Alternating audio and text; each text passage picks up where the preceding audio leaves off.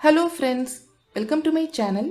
இன்றைக்கி நான் உங்களுக்கு சன்னா பன்னீர் மசாலா எப்படி செய்கிறதுன்னு தான் காமிக்க போகிறேன். இது ஒரு 1 pot ரெசிபி, அதாவது ஒரே ஒரு குக்கர் வச்சு இந்த ரெசிபியை நம்ம செஞ்சு முடிச்சிடலாம்.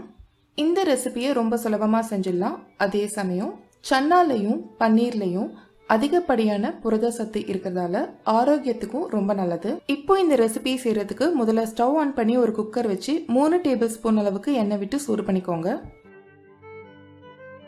எண்ணெய் நல்லா காஞ்சதும் 1/2 டீஸ்பூன் சீரகம், 1 பிரிஞ்சி இலை, 2 ஏலக்காய், 2 கிராம்பு சேர்த்து நல்லா வதக்கிக்கோங்க. சீரகம் நல்லா பொரிஞ்சதும் 1 மீடியம் சைஸ் வெங்காயத்தை பொடியா நறுக்கி சேர்த்துக்கோங்க. வெங்காயம் சீக்கிரம் வதங்கிறதுக்காக கொஞ்சமாக உப்பு சேர்த்து வதக்கிக்கலாம். வெங்காயம் இந்த மாதிரி நல்லா வதங்கினதும் இதில் இப்போ 1 டேபிள் ஸ்பூன் அளவுக்கு இஞ்சி பூண்டு விழுது சேர்த்து இஞ்சி பூண்டு விழுதோட பச்சை வாசனை போகிற வரைக்கும் வதக்கிக்கலாம். இஞ்சி பூண்டு விழுதோட பச்சை வாசனை போனதும் 1/4 டீஸ்பூன் மஞ்சள் தூள், 1/4 டேபிள் ஸ்பூன் மிளகாய் தூள், 1/2 டீஸ்பூன் மல்லித்தூள், 1/2 டீஸ்பூன் சீரகத்தூள், அதுக்கப்புறமா கடைசியாக கொஞ்சமாக பெருங்காயத்தூள் சேர்த்து நல்லா வதக்கிக்கோங்க. நம்ம சேர்த்துருக்கிற மசாலா நல்லா வதங்கினதும் இதில் இப்போ 2 மீடியம் சைஸ் தக்காளியை நறுக்கி சேர்த்துக்கோங்க. தக்காளி இந்த மாதிரி நல்லா வதங்கினதும் 1 கப் கொண்டக்கடலையை 8 மணி நேரம் தண்ணியில் ஊற வச்சு வடிகட்டி சேர்த்துக்கோங்க.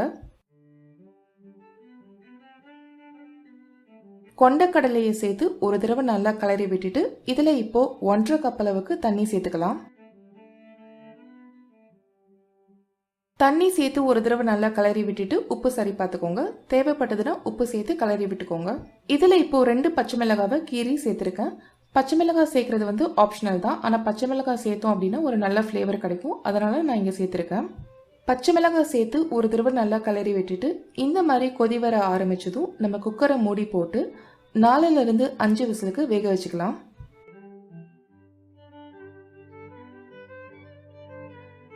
அஞ்சு விசிலுக்கு அப்புறமா நம்ம குக்கரை திறந்து பார்த்தோம் அப்படின்னா சன்னா இந்த மாதிரி நல்லா சாஃப்டாக வெந்திருக்கணும்.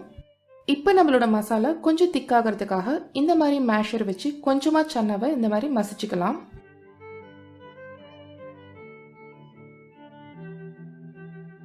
இப்போ இந்த சன்னாவை ஒரு தடவை நல்லா கிளறி விட்டுட்டு இதில் இப்போ 1 கப் அளவுக்கு கியூப்ஸாக கட் பண்ண பன்னீரும் தேவையான அளவு தண்ணியும் சேர்த்துக்கலாம். உங்களுக்கு மசாலா எந்த அளவுக்கு கன்சிஸ்டன்சியில் வேணுமோ அதுக்கேற்ற மாதிரி நீங்கள் தண்ணி சேர்த்துக்கோங்க. பன்னீர் சேர்த்து ஒரு தடவை நல்லா கிளறி விட்டுட்டு 1/2 டீஸ்பூன் கரம் மசாலா தூள், 1/2 டீஸ்பூன் ஆம்ச்சூர் பவுடர், கொஞ்சமாக கசூரி மேத்தி சேர்த்து நல்லா கிளறி விட்டுக்கலாம். அவ்வளோதாங்க. இந்த மாதிரி கொதி வர ஆரம்பிச்சதும் கொஞ்சமாக கொத்தமல்லி தழை மேலே தூவி ஸ்டவ் ஆஃப் பண்ணிட்டு பரிமாற வேண்டியதான். இப்போ நம்மளோட சுவையான சன்னா பன்னீர் மசாலா தயாராகிடுச்சு. இந்த மசாலாவை நீங்கள் சப்பாத்தி, பூரி, ரோட்டி, நான் இதுக்கெல்லாம் சைட் டிஷ்ஷாக வச்சு சாப்பிட்டீங்கன்னா ரொம்ப அருமையாக இருக்கும். நீங்கள் இதை பரிமாறுறப்போ மேலே கொஞ்சமாக எலுமிச்சை சாறு பிழிஞ்சு பரிமாறினீங்க அப்படின்னா டேஸ்ட் இன்னும் கூட நல்லாயிருக்கும். இந்த வீடியோ உங்களுக்கு கண்டிப்பாக பிடிச்சிருக்கும்னு நான் நினைக்கிறேன். இந்த வீடியோ உங்களுக்கு பிடிச்சிருந்ததுன்னா இந்த வீடியோவை லைக் பண்ணுங்கள். இந்த வீடியோ பற்றின உங்களோட கருத்துக்களை கமெண்ட் பண்ணுங்கள். அண்ட் மறக்காமல் என்னோட சேனலுக்கு சப்ஸ்கிரைப் பண்ணுங்கள். தேங்க்ஸ் ஃபார் வாட்சிங்.